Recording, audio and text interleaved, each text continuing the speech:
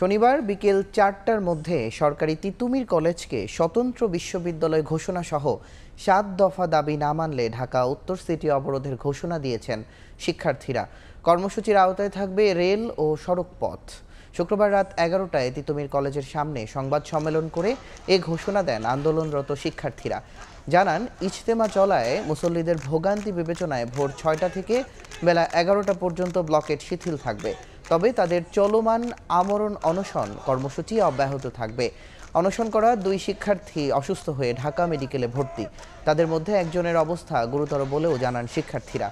এদিকে বিক্ষোভের কারণে মহাখালী থেকে গুলশান সড়কে যান চলাচল বন্ধ রয়েছে।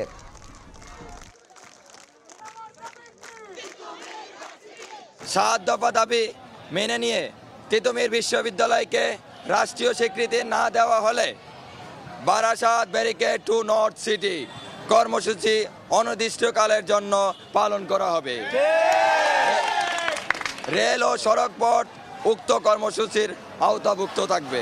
আগামী দিনের ৪টার ভেতর যদি মন্ত্রণালয় থেকে রাষ্ট্রীয় দায়িত্ববানের জায়গা থেকে আমাদের সাথে যোগাযোগ করা না হয়, তিতুমির বিশ্ববিদ্যালয় রাষ্ট্রীয়ভাবে স্বীকৃতি না দেওয়া হয়, আমরা Barasat barricade two north city অর্থাৎ উত্তর সিটিকে আমরা ব্লক করে দিতে বাধ্য হব। এই মুহূর্তে সরকারি তিতুমির কলেজের সামনে আছেন রিপোর্টার শফিকুজ্জামান রুবেল। সরাসরি যাচ্ছি তার কাছে। তিতুমিরকে স্বতন্ত্র বিশ্ববিদ্যালয় ঘোষণা সহ ৭ দফার দাবি বাস্তবায়নের জন্য শিক্ষার্থীরা কিন্তু আবারও আলটিমেটাম দিয়েছেন। আগামীকাল ঠিক ৪টার পরে মূলত যদি দাবি আদায় না হয় তারা কিন্তু উত্তর সিটি কর্পোরেশন অর্থাৎ বারাসাত ব্যারিকেড নামে তারা যে কর্মসূচি দিয়েছেন সেখানে তারা বলেছেন যে উত্তর সিটি কর্পোরেশনের যে অবরোধ ঘোষণা করেছেন তারা, সেই সাথে তারা বলেছেন যে সেই অবরোধের আওতাভুক্ত থাকবে ট্রেন এবং সড়ক পথ। এবং তারা জানিয়েছেন যে এই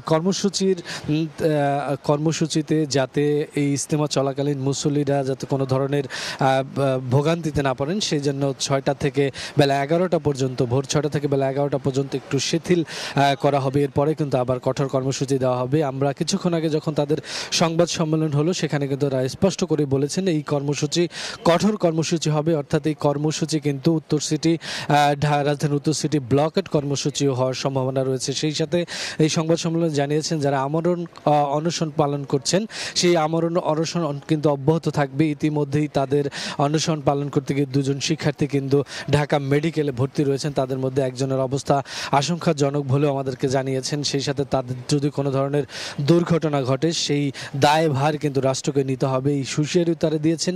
তাদের দাবি অতি দ্রুত যাতে তাদের ৭ দফা দাবি মেনে নেওয়া হয়, সেই সাথে তিতুমিরকে যাতে স্বতন্ত্র বিশ্ববিদ্যালয় ঘোষণা করা হয়। যতক্ষণ পর্যন্ত এই দাবি মানা না হবে ততক্ষণ পর্যন্ত আপনি দেখতেই পারছেন যেই অনশন কর্মসূচি তারা পালন করছেন সেই কর্মসূচি কিন্তু চলবে।